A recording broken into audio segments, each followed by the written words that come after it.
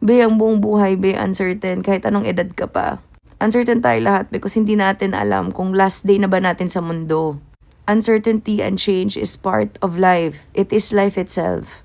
The only thing that we can be certain of is that tayo lang ang nakokontrol natin sa buhay na ito.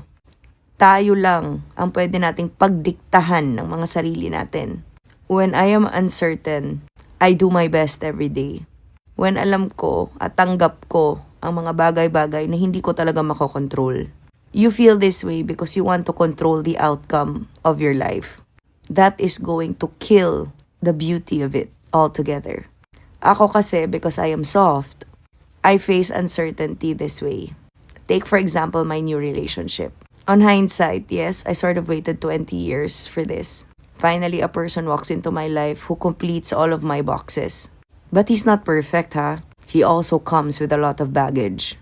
Uncertain kung kakayanin ba namin ang baggage sa isa't isa. Uncertain kung kakayanin ba namin ang LDR na ito. Uncertain kung kami na ba talaga para sa isa't isa. Because it is what it is.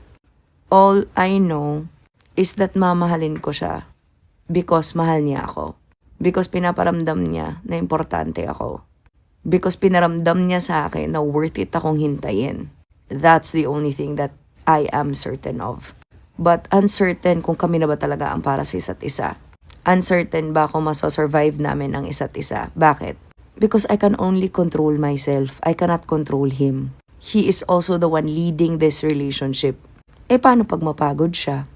Paano kung he wakes up one morning and ma-realize niya hindi pala ako talaga yung mahal niya? Tanggap ko na yun. Kaya enjoyin ko hanggat enjoyable pa siya.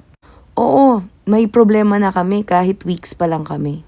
But we overcame because we chose each other. I guess that's the beauty of it. When you are uncertain, you have to remember that the only thing that you can control isn't the outcome. You can only control yourself. Natatanggapin mo kung ano man yung outcome ng mangyayari sa buhay mo. But you must also do everything, 'di ba, to influence that outcome. Katulad ng relationship nga na to, ibabalik ko.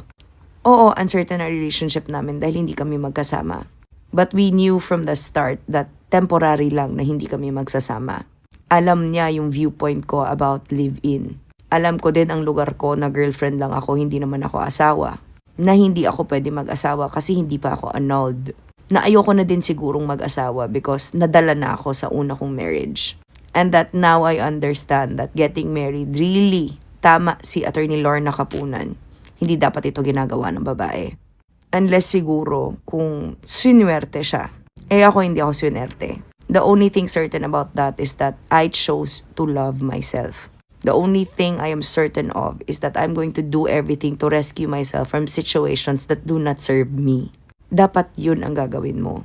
You face uncertainties with something that is sure. Something that is sure and you can control. Which is ang sarili mo lang. Yung tatanggapin mo that life is really subject to change. Kaya ganyan ako at ganito ako ngayon. Sa mga nagsasabi na, baka forever mo na si Malcolm. Sana nga. Pero kung hindi, next. Kasi I'm not going to live my life that I'm going to hold on to something that is certain tapos madidisappoint lang pala ako. Mas masakit yung disappointment kasi, be.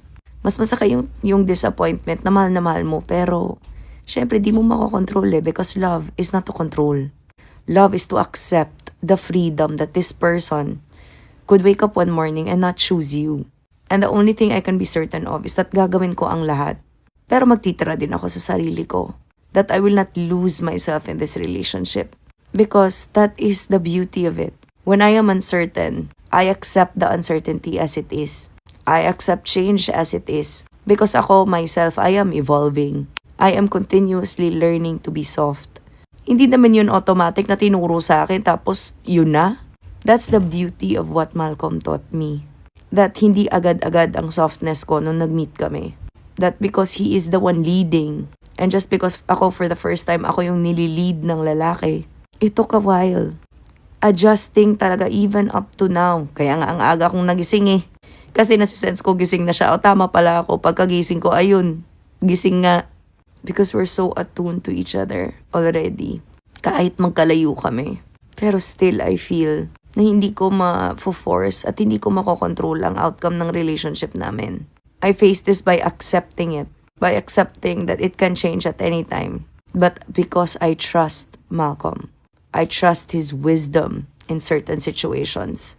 Actually, in all situations. Because that is accepting that I am with a masculine man who provides not just money, but everything else that I need.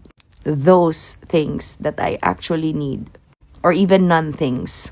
Point is, kahit man uncertain ang life, he makes me feel that he is so sure about me. O kung sasabihin, baka sa simula lang yan, di i-enjoyin ko pa din. I will still receive, I will still accept. Because women are mirrors and multipliers. Ako yan ang tanggap ko. I am not going to go above and beyond if he doesn't do the same.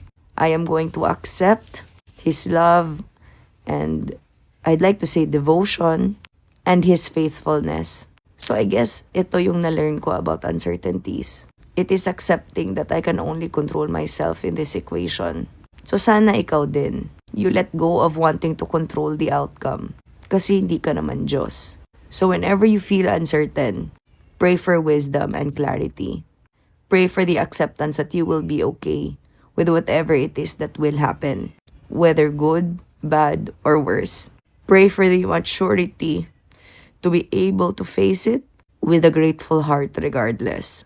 Because that is what I use. That is what I want to focus on.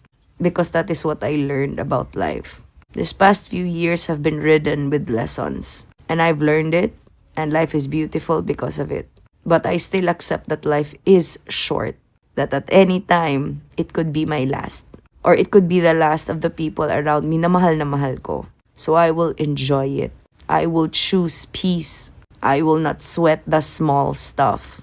I will do what I can and I will communicate how much I love, I want, I yearn for the people or for the person in my life that I feel these things towards. And then I focus on what I can control, which is myself. The constant need to change myself for the better. Ganun lang. So I hope you learned something.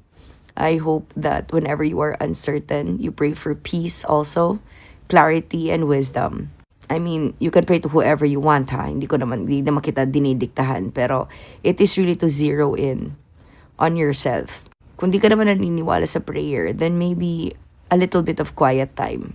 Yung you steady yourself. You are able to regulate how you feel about change and control and letting it go. So I hope, you get something from this. And I hope that whatever it is that you are facing, you get out of it a winner. Yun lang. Ingat.